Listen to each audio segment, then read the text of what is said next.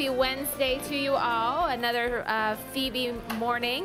Thank you all for attending. We do this every week, same time, same place, with our sponsor, Dunkin' Donuts. I would like to introduce to you Patrice Blakemore. She is from Goldman Sachs, 10,000 Small Businesses, and I'm going to ask that she come up, and she's going to be our presenter for the day. So, Patrice.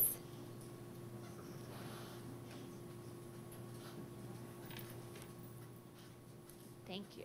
Thank you. All right. How are you guys doing this morning? Oh, you all are a lively bunch. I really hate mornings. I get my groove in. I'm about 6 p.m. But I'm happy to be here. I've heard great things about this group. And I just want to give you a little bit of background about myself. And throughout this presentation, feel free to ask questions or say you disagree or whatever comes to mind. That's fine with me. It's interactive. A little bit about me is I am actually an attorney, but I don't practice anymore. I started my own consulting business, and then I decided that I wanted to be full-time again. And so I had the opportunity to work for the Goldman Sachs 10,000 Small Businesses. It is a national program. It has been in existence for about 7 years or so, and we have about 13 sites around the country. And with it being here in Cleveland, I know we're not literally in Cleveland, but the surrounding suburbs as well. With it being in Cleveland, I've been there 4 out of the 5 years that the program has been established. So we have the opportunity to meet and get to know small businesses on an intimate level 3 times a year. We have about 100 businesses that go through the program annually, and we've learned a lot. We've learned a lot from the businesses. They've learned a lot from the program. And I want to talk about 5 small changes that small businesses can make that would yield big wins. And this is what we've seen time and time again throughout the program. And the first change is to look in the mirror. Look in the mirror. You know, I am a mother of 3 boys. I have a 14-year-old, a 12-year-old, and a 5-year-old. God bless you. Thank you, because I need it. When we go to church, I tell my little one, I say, get some holy water because you're going to need it. And one of the most difficult parts of being a mom is seeing the things that they do that I disagree with, and then realizing that it's only a mirror. It's only a reflection of me. So when you are talking about your business, and there are things in your business that you disagree with or that you don't like, you have to take a step back and say, is this a reflection of me? So we had one of our alumni that was in the program, a service-based business, very successful. He said, you know, I want for nothing.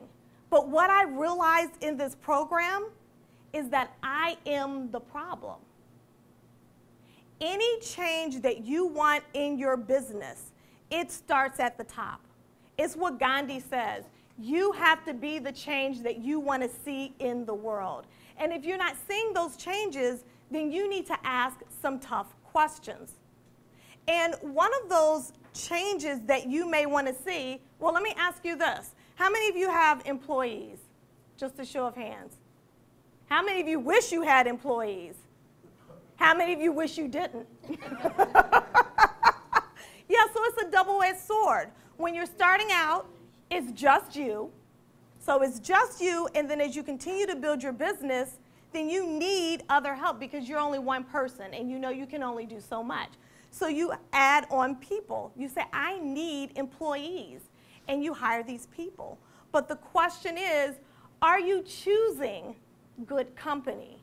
And so that's the second small change that you can do, is choose good company. Do these people reflect your values? Do these people reflect what you want your customers or your clients to experience? And if not, what is it that you need to do differently? So we had what we call scholars businesses that are in the program, we call them scholars. And one of our scholars said, you know what? I'm an IT company, but I could teach this to anyone. It's a program. I can teach it to anyone. What I just want nice people because they have to interact with my clients on a day in, day out basis. And he decided to choose his employees by people that he met through bartending and people that were waiters. He said, if they can serve me and they give great customer service, I can teach them. And it has been very successful for him. So you look at something that traditionally you think, hey, you need to have this type of education. And he turned it on the end. He said, no, I need to have good people. I need to know people who can work hard, who aren't going to complain, and who's going to give my clients the customer service that they expect from me. Likewise, I had a scholar who was in the program, and she said, you know what? I am great with people. We have a great culture here. That's what I'm known for. People come to me when they have problems.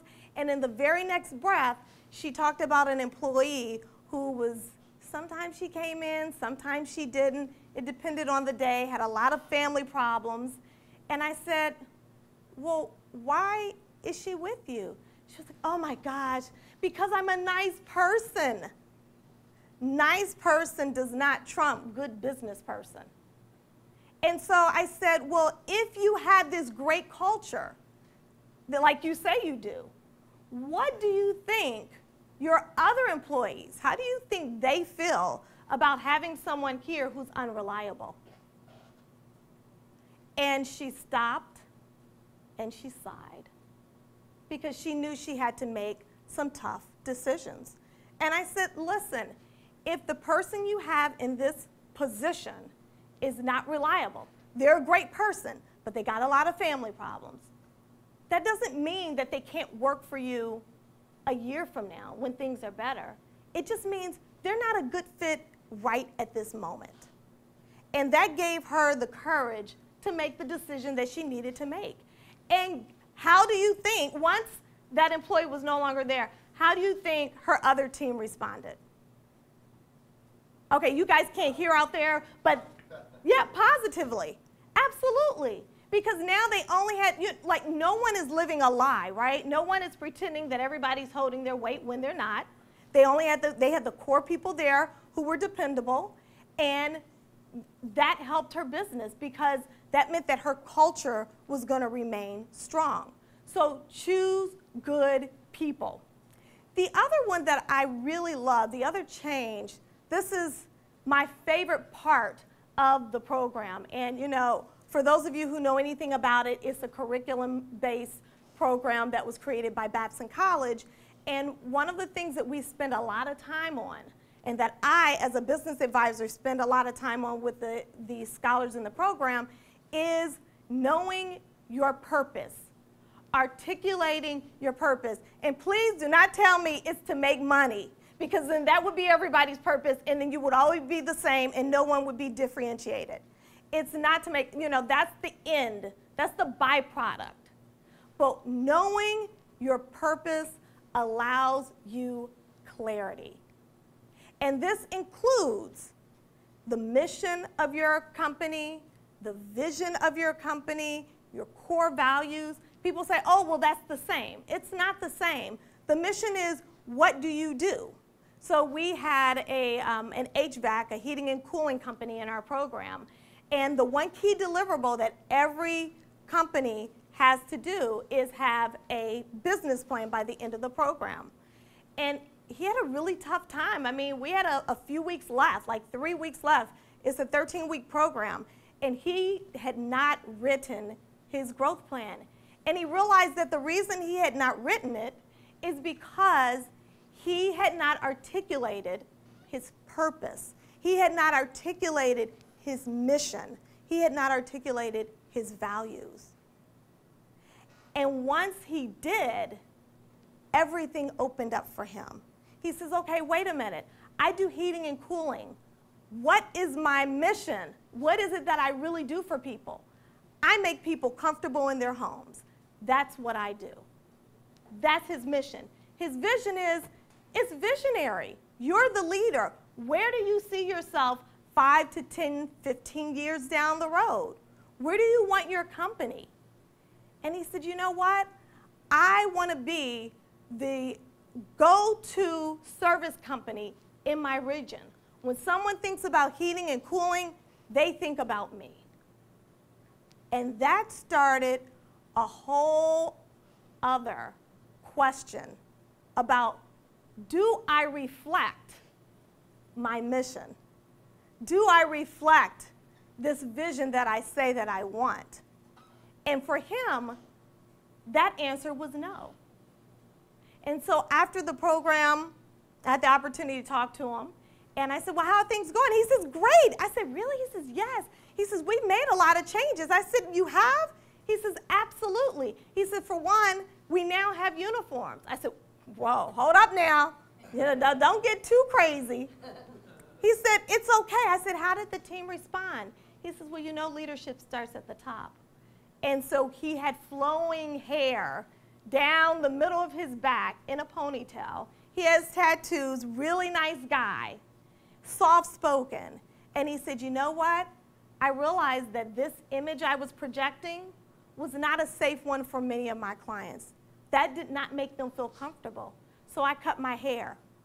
I said, what? He said, yes, my wife cried.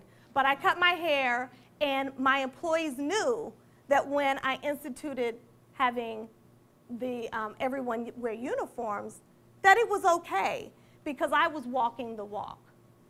And some other changes that he made where he says, well, I decided to have a vending machine for my employees.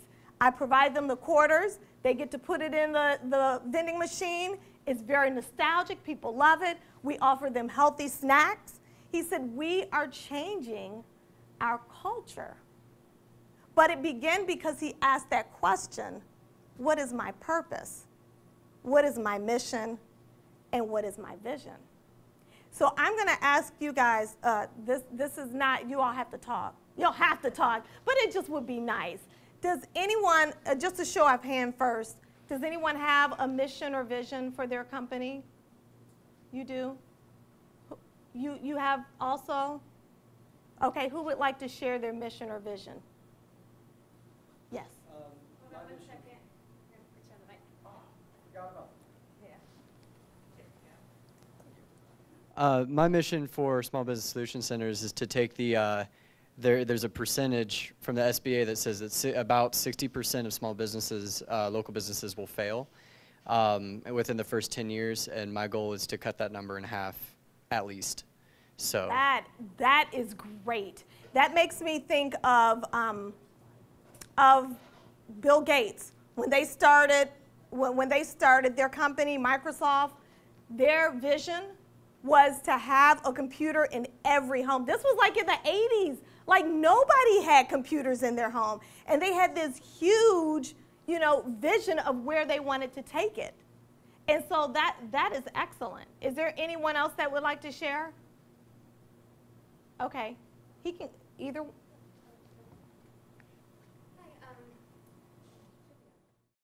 The myths of network marketing. Oh, that's very bold. Thank you. I appreciate that. And so I'm going to circle back because one of the small changes I said is to choose good company. If you have a mission, a vision, and core values, and those values are non-negotiables, right? So they could be something like, my value is leadership. So that means that if your value is leadership, everyone in your company should be leaders, which means you have to empower them. No micromanaging, right? Like if you have to micromanage, then either there's something with you that you need to check on, or there's something with them, and you need to have a serious conversation about that.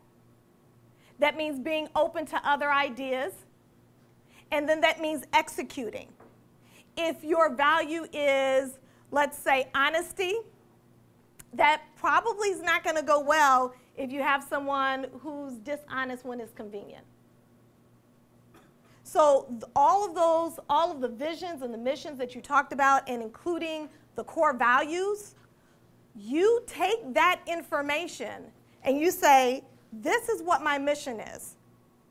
And you begin to write questions for interviews. So if you want to interview someone, if you are hiring, you want to say, give me an example of a time when you displayed leadership. And you ask these questions that are going to give you knowledge so you can say, yes, this person is an excellent fit, or no, they're not. Because your hiring practices should be based on the things that you value. And if they're not, your company is never going to flourish the way you envision. So the other small change is that you have to have hard conversations. Okay, so like my dad is like the nicest person ever. He hates conflict, unless it's with me. That's the only time. But he hates conflict. How many of you are like my dad and are like, you know what, I just don't want to deal with it? Okay, the other people, they're just not saying it. Y'all not alone, I just want you to know. They're like, I'm not raising my hand because she's going to call on me. So this is what happens, and we all do it. I don't like conflict. I like to pride myself that I step up to the plate when it's necessary, but there are times that I don't do it quick enough, or I may not do it at all.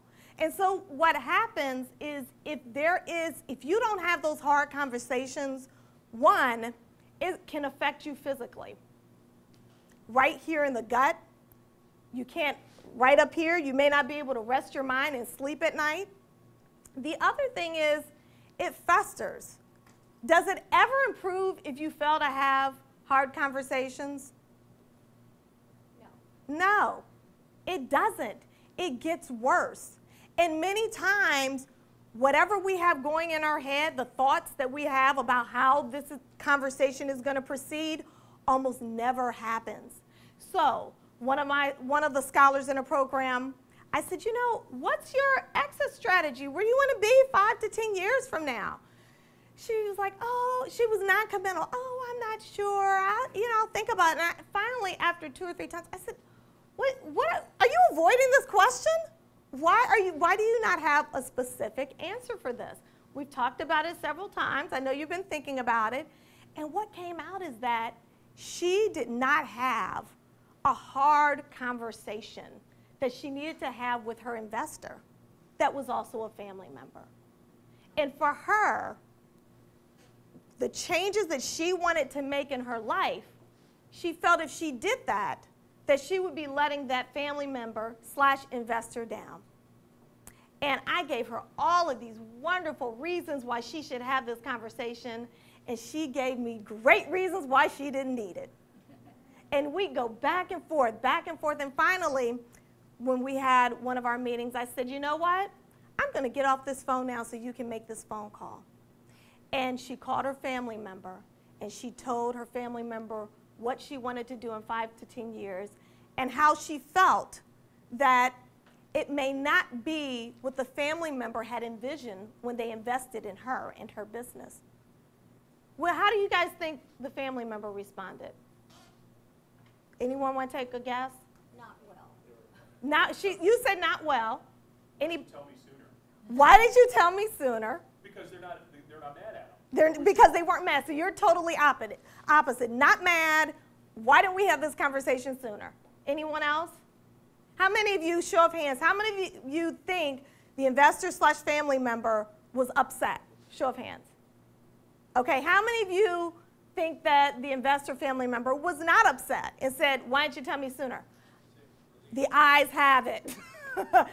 She said, listen, if I remember correctly, this was a gift for you to do as you felt fit. And the scholar said, why didn't I have this conversation sooner? Why did I wait 5, 6 years and have it fester inside of me? Why didn't I have that conversation sooner? And so think about your business, maybe even in your personal life, where you need to have a conversation. and have a hard conversation, because being an entrepreneur means that you have to be comfortable being uncomfortable. And if you're comfortable, you're stagnant, and you need to do something about that. So you think about, who do you need to have a conversation with when you leave this meeting? And why have you waited so long to have that conversation? I will say 9 times out of 10, whatever you have up here is not going to be close to the conversation that you will actually have in reality. And it will not be as bad either. And it's one of those things where you say, I could have done that a long time ago. I remember when I was in law school and I needed a job, so I was an intern for this attorney. He was the meanest guy. Oh my goodness. Everything that I said, he was like, rah, rah, rah, rah, rah, rah. So I was like, oh, I have all these bites on me. I couldn't stand it. And one time, we sat down to talk about a case, and I had done the work, the research that he had asked, and he started in on me like always. And I said, you know what? That is uncalled for. I said, this could have been interpreted many different ways. And I told him, and do you know what he said to me? Anybody guess what he said to me when I came back? He was waiting for that response. Anybody else? Oh, that's what I said to me. It's about time, Patrice, that you stood up for yourself. He said, oh, I'm sorry. And I said, I could have had this conversation months ago. I have been suffering. You don't have to suffer. Having those conversations, like when you have that gut feeling, you have that feeling for a reason. Your body is telling you, you need to respond to something. You need to act on something. You need to do something. And you need to do something different than you have in the past. And once you honor that feeling, I guarantee you, things are going to work out better and faster. And so the fifth change is know your end goal. Does anybody, show of hands, have an idea where they want to be in 5 to 10 years? Okay, great. Is it Brad? Oh, yes, I never get names right. Okay, Brad, where do you want to be in 5 to 10 years? Well, I'm new to insurance. I sell commercial insurance, so. Put the microphone there. Perfect. No problem. So I'd like to be self-sustaining. I don't have to worry about anybody else helping me out or worrying about like a salary or So you want to be self-sufficient. Do you have to remind me, do you currently have employees? No. Okay, do you want to have employees? Brad is not helping out my talk, just for the record. I was a former branch manager. He was like, I'm good. I'm good. Thank you. Who else would like to share where they want to be in 5 to 10 years? Okay, that's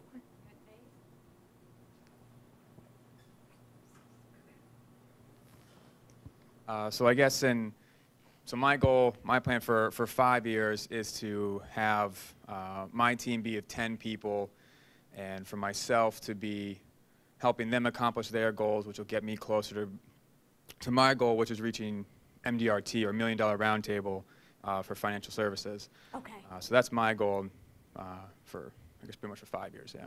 Great. And so if you have a team that are going to help you reach your goal, then that means you need to dedicate reflection time and quiet time, because that is your strategy moment.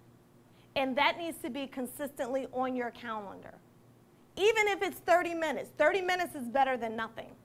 Does anyone in here have a specific time where they strategize? It doesn't have to be weekly. It could be monthly or quarterly or annually. Okay, so you do that now. Wonderful. And you do that as well? When do you do it? How often do you do yours? Do it at least weekly. As far as from a planning perspective, I use my Friday afternoons to do strategy as well as do the next week. the first part of the afternoon is strategy. The second part is, okay, then how do I put actions into the next week to 4 weeks? What's your industry? I had done staffing and recruiting for 16 years now. I'm a business coach and consultant. Excellent, excellent. And so with that, what have you seen, what has happened with your business? I'm sorry, I keep asking him questions. He's a good guy. How have you seen your business grow from having those strategy, the planning sessions? Well, I took a staffing company to $3.8 million and grew it into 2 distinct companies over the 16 years by doing that. Had as many as 120 field employees at any given time. No, I'm just playing. Sold it, and now I get to do the things that I like most, helping other people get through those stress moments that you were talking about. Absolutely. Thank you. And one of the things that I personally, and I want you to comment as well if you come here, but while you're coming, one of the things that I love about the program is that everyone who comes into the program says, I don't have time to do this. You're committing a day every other week for 13 weeks. I don't have time for this. And when they leave, because we want people to work on their business, not just in it, and when you are in class for a full day, guess what you're doing? You're working on your business and you're strategizing. By the end, they're like, I can't believe it's over. So in 3 months, there is a light switch that goes on where people say, hey, wait a minute, I can do this weekly. You know, nobody got hurt. The building didn't burn. My clients are still happy. We got some things we need to improve on, but me being out of the office has not been a deterrent to that. Okay, and tell me yours. I go, oh my God, what am I going to do? What am I going to do? Is that strategy? No. The answer is the strategy. Oh, okay. Yes. I have a question. Absolutely. Absolutely. What is the cost of this 12-week? The 12-week program? Yes. Okay. So this is funded through the Goldman Sachs Foundation. You apply for the program, and I'll tell you the requirements, and then I'm going to answer your question. You have to be in business for 2 years, have $150,000 in revenue or more, and have 4 full-time employees or more. So 2 part-time equals 1 part-time. I mean 1 full-time for purposes of this program. And if you apply and you're admitted to the program, selected for it, there's no cost. You essentially receive a scholarship worth $32,000. And I always forget that. People are like, oh yeah, that sounds great, but how much is it? Really what you're doing is you're investing in your time. And the way the program is designed is this is just not busy work. This is, what is your mission? Why is it your mission? How are you using that to make decisions for your business? And there was a scholar, when I asked her, she had this long mission. She's like, okay, here's my mission. It was like half a page. I got tired. I took a nap. I came back. I had to finish reading it, and it was still going. And I finally said, you know what? I find that less is more. You know, you really want people to rally around something. They're really not going to remember a page worth of a mission. And it's noble. And she changed it to like 7 words. And I said, how has that helped your business? She said, oh my goodness, it's fantastic. She said, our salespeople know exactly what they're doing. They know why they're doing it, and they know how they're supposed to help our customers. And that is, to me, one of the most important things that you can do is when you take a concept and then you implement it and execute on it. And she was like, now, she said, we made a profit, and after, let me see, make sure I get this right. They made a profit last year because they had surpassed their goals. And after they gave out bonuses, she still had like $40,000 left over after bonuses. So, I mean, it's been a great program for me to see businesses grow and thrive.